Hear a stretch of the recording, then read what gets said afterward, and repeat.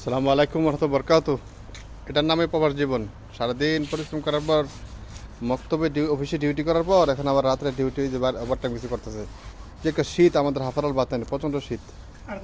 হ্যাঁ, আমাদের এই যে ফেসবুকে দিছে আর কি। আমাদের আমাদের রজিউদ্দিন ভাই দেখেন একজন। হ্যাঁ হ্যাঁ, আপনি ভাইরাল। আমাদের রজিউদ্দিন ভাই টাঙ্গাইলের।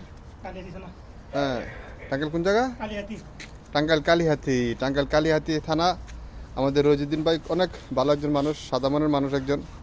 এবং উনি দেখেন কীভাবে পরিস্থিতি দেখেন, সারাদিন ডিউটি করছে মক্তবে অফিসে ডিউটি করার পর এখন এই শীতের মধ্যে প্রচণ্ড শীত, আমাদের হাফপালার বাতানে শীতের অবস্থা আপনারা জানেন সবাই এই গাড়িতেছে। তারপরও পরিবারের মন পাওয়া যায় না।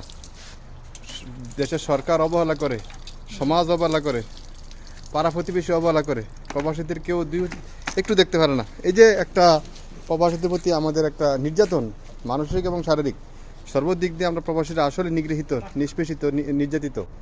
তো আল্লাহ সুবহানাহু ওয়া তাআলা আমাদেরকে সহায়তা করুন, আমাদেরকে এই কষ্টকে আল্লাহ যেন কবুল করেন। প্রত্যেকটা প্রবাসী আসলে এক একটা পরিবারের জন্য ওয়ালাইকুম সালাম রহমতুল্লাহি বরকাতু। তো একটা প্রবাসী আসলে পরিবারের জন্য সত্যি বটগাছ, তারা যেভাবে কষ্ট করে। হ্যাঁ, আমাদের রজিউদ্দিন ভাই সারাদিন ডিউটি করার পর আবার শুরু করছেন। হ্যাঁ, আল্লাহ একবার কি ঠান্ডা একটা আল্লাহ করিম। হ্যাঁ বাস, এরই কথা, আল্লাহ করিম বাস। আল্লাহ সুবহানাহু ওয়া তাআলা আমাদের প্রত্যেক প্রবাসী ভাইদেরকে কবুল করুন, ভালো রাখুন, সুস্থ রাখুন। আল্লাহুম্মা আমিন। আসসালামু আলাইকুম ওয়া রাহমাতুল্লাহি ওয়া বারাকাতুহু।